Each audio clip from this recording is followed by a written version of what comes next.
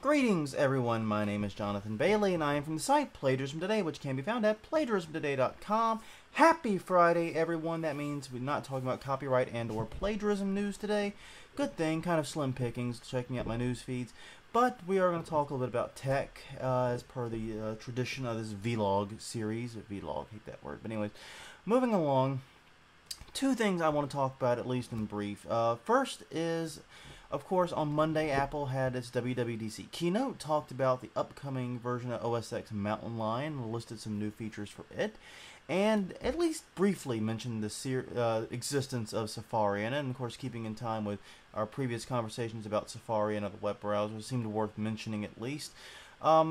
Highlighted the iCloud tab feature that lets you sync your tabs with all your other iDevices, other Macs, iPhone, iPod Touch, whatever the heck else you have, iPad. So that's pretty cool. New scrolling features, talked about the Omnibox, new mouse gestures, or I should say trackpad gestures, not really mouse gestures. And of course they at least showed off, but didn't really mention too much about the Omnibox, where you can, it's like Google Chrome, where you search and visit URLs in the same box. All pretty cool, but didn't really address the key issues I had with Safari. I talked about in my previous Safari video about how it's the web browser I want to love. It's sleek, it's sexy, it's attractive, and it's very fast when you're not doing more than 5 tabs, but it's not practical for day-to-day usage because it hits a certain point where it just starts churning and really creating a lot of trouble.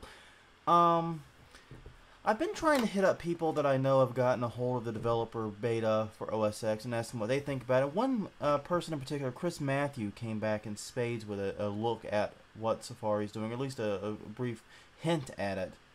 And he said that the performance improvements in this version of Safari are great, actually. He seemed very pleased with them.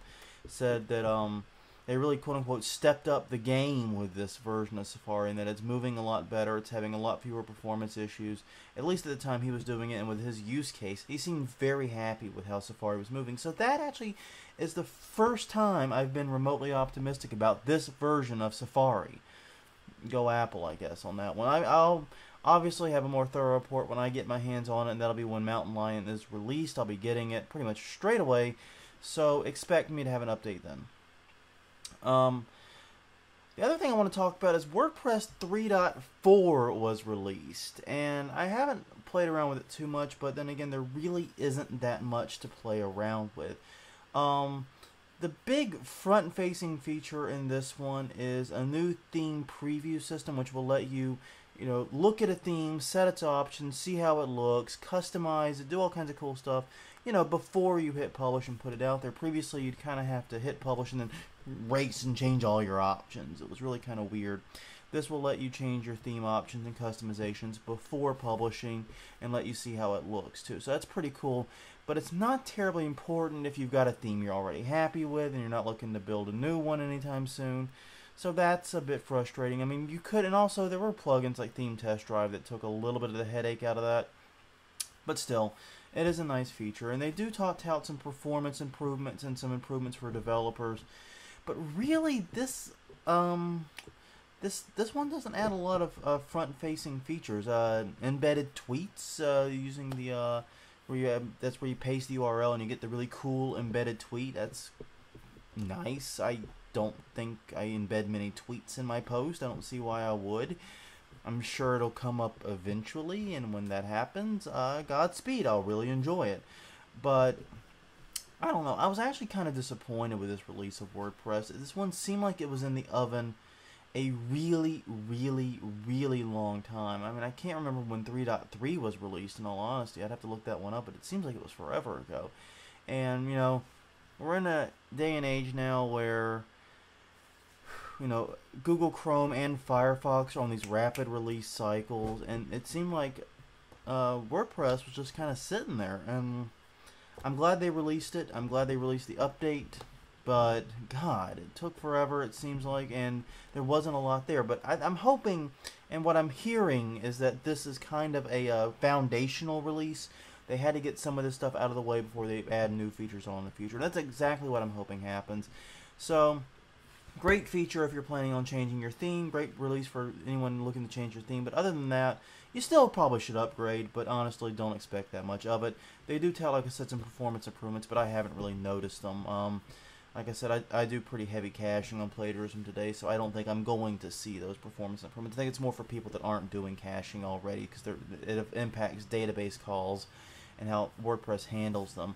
And while it's an improvement, if you do a lot of caching, you're probably already optimized pretty well in that front. Finally, important thing, this is an aside, if you use the JetPack plugin, very interesting update for it came out. Finally, people that use the downloaded version, the WordPress.org version, can get the really cool commenting system that's been on WordPress.com for a while. It's called JetPack Comments. It lets people authorize their comments through Facebook, Twitter, and WordPress.com. Pretty simple. However, there are a lot of theme compatibility issues. Be aware of this. If your theme does not use the current WP comment form hook, it will not work. And that was a problem I ran into with Headway. That Headway 2, the theme I'm currently using, I went back and I was able to hack it a little bit using a combination of the built-in hooks in Headway and CSS in order to swap out the forms. It was not an elegant solution, to say the least. Headway 3 does actually use that proper WordPress hook, so you can actually use it with Headway 3, but Headway 2 you cannot, unless you did some voodoo magic. If anyone needs a guide or a tutorial on how to get JetPack comments to work with Headway 2, hit me up. I'll tell you what I did to make it happen.